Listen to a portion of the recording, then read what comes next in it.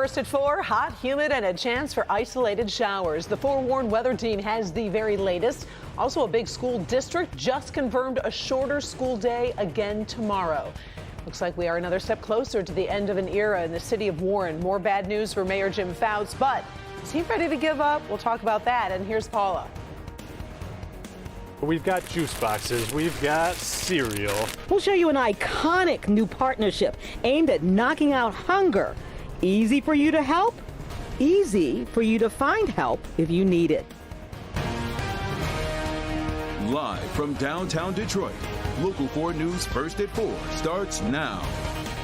Good afternoon, I'm Karen Drew. First at 4, the longtime mayor of Warren has suffered another setback in his bid to somehow stay in office, but he's not done fighting yet. A federal judge has dismissed Jim Fouts' lawsuit against the city council as he tries to get on that 2023 ballot. Fouts argued his federal rights were violated because a term limits ordinance didn't clearly refer to him when it passed. Now, Fouts is promising an appeal. His attorneys released a statement saying, quote, "The purpose of this will be so that the Sixth Circuit may hopefully render its decision in time for Mayor Fouts to be relisted as a candidate for the office of mayor of the city of Warren for the upcoming term." Right now, the city's HR director, George Dimas, and state representative Lori Stone face off in November to replace Fouts. Well, a horrible run of bad luck continues for an apartment complex over in Van Buren Township, but things could have been even worse. Overnight, another fire broke out at the Waverly on the Lake complex with dozens units damaged, some destroyed.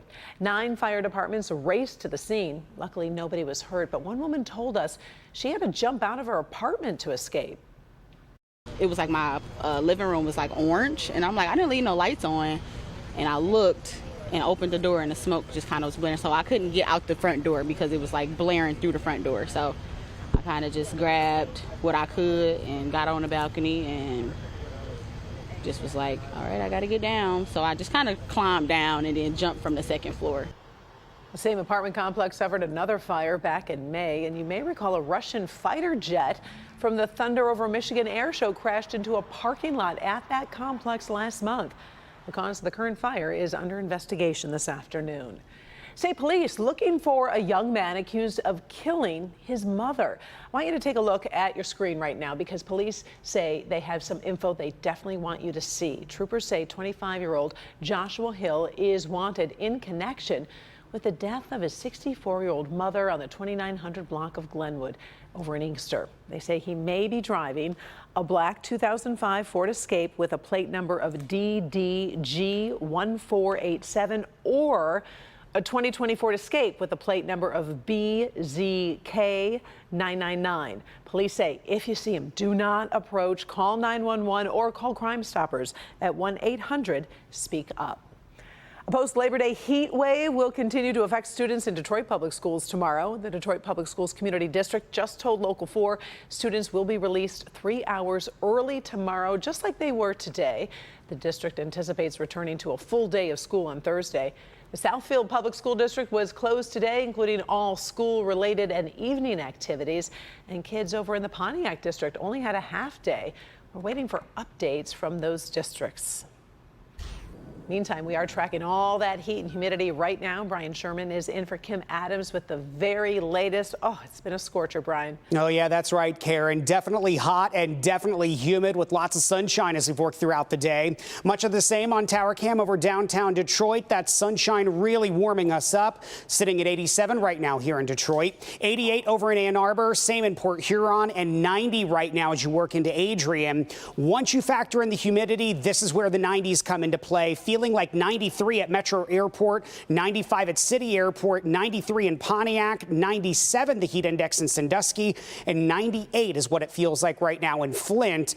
But we do have a cool down on the way in the form of thunderstorms tomorrow. Tracking a few storms southwest of Jackson toward Coldwater this evening, but nothing severe. That could change as we head into tomorrow as well. We'll hold on to an isolated shower this evening. We're down into the low 70s tonight before the threat of severe weather moves in tomorrow.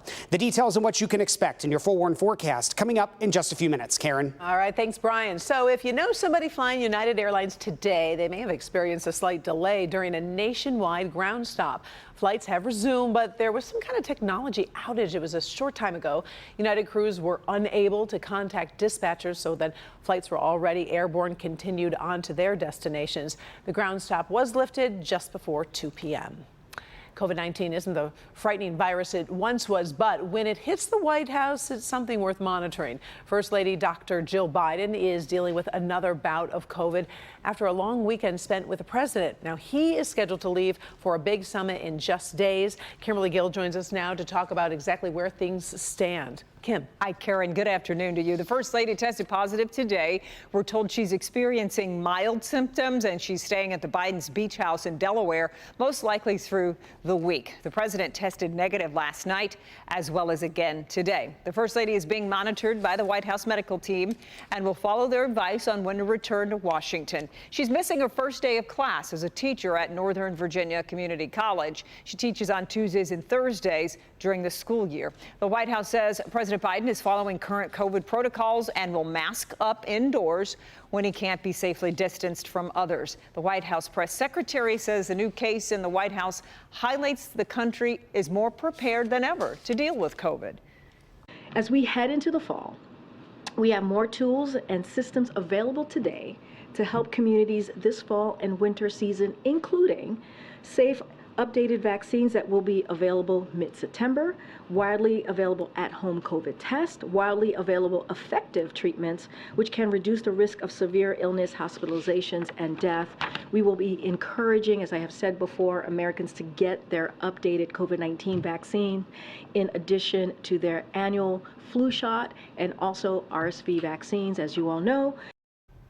And right now, it looks like President Biden's trip to India for the G20 summit is still on track, although that could change if he tests positive, of course, coming up in the coming days. A close eye on the president's status we will be keeping on. Yeah, most definitely. And this wasn't the first case, obviously, first time for Yeah, you're right. You might remember that Dr. Biden tested positive for COVID last summer while vacationing in South Carolina. So the president had COVID last July. Both experienced rebound cases after being treated with Paxlovid. So they've dealt with this before. Each case we know is different, but we'll keep you posted as we learn more. I appreciate it. Thanks, Sure. Kim. We are getting some new insight at this hour into the health of Republican Senate Leader Mitch McConnell, although some questions do remain. Today, the Capitol physician released a letter saying that new follow-up show no evidence of a stroke or a seizure disorder, but the letter offered a little explanation of the recent freeze-ups on camera that have raised some questions about the 81-year-old's health. McConnell fell and suffered a concussion earlier this year. The note said no changes are recommended in his current recovery protocol. Two iconic institutions in Detroit have joined together to close the hunger gap in the Metro Detroit area. Tonight, an estimated 316,000 children in the metro area will feel the pain of food insecurity, but this month it's at least 17 times easier to give help or get help. Paula Tupman live on Detroit's east side to explain the math for us. Paula? Absolutely. Okay, so first of all, I want to let you know that I'm in the Franklin branch in the Osborne community, and I can't really use my library voice right now, but of course we know libraries have programs to get learning to people. Gleaners, iconic. They've got programs to get people to food. You join these two organizations together, and then you're going to get food to people, and they're going to learn how to help others eat as well. And you know what? The other awesome thing about it was this just came from an idea from one person.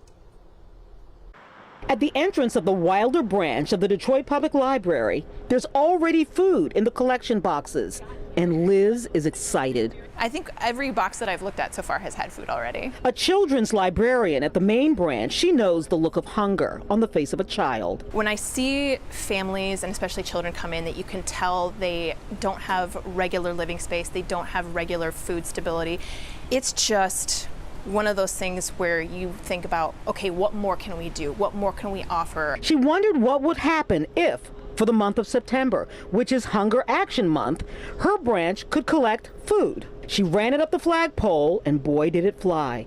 A first-time collab between Gleaners and the Detroit Public Library to collect food. to not only make it easy to collect that food at all 17 branches, but easier to find food if you're hungry. The way that it works is we've got boxes at all of our open branches that you can donate physical cans or other food goods to. The initiative goes through the entire month of September. If you have a few extra cans of soup, extra box of cereal, or other non-perishables, think bags, cans, or boxes. We've got juice boxes, we've got cereal, we've got split peas. It's a no-brainer, honestly, with September being Hunger Action Month, kids getting back to school, the partnership with the Detroit Public Library to make it easy and accessible for people who want to feed their neighbors and play a role in making our area a better place to live. You can drop off your extra bounty at any Detroit Public Library branch. We also have QR codes for if you'd like to donate digitally. There is either an option to donate just funds from the get-go, or you can use their online grocery store and buy things that Gleaners needs more of. And if you need food, look for the flyer so you can be connected to resources. There are more than 316,000 students in our 5-county service area here in southeastern Michigan who are impacted by food insecurity. Resources go to feed those families and children in Wayne, Oakland, Macomb, Livingston, and Monroe counties. So remember, any branch of the Detroit Public Library, there's 17 of them, and the food has to be non-perishable. If you have to refrigerate it or it can go bad, don't put it in. In that case, use the website and donate funds. But what a great partnership, Karen. Oh, I love the partnership. It's going to make a huge difference. Great news to share. Thanks, Paula.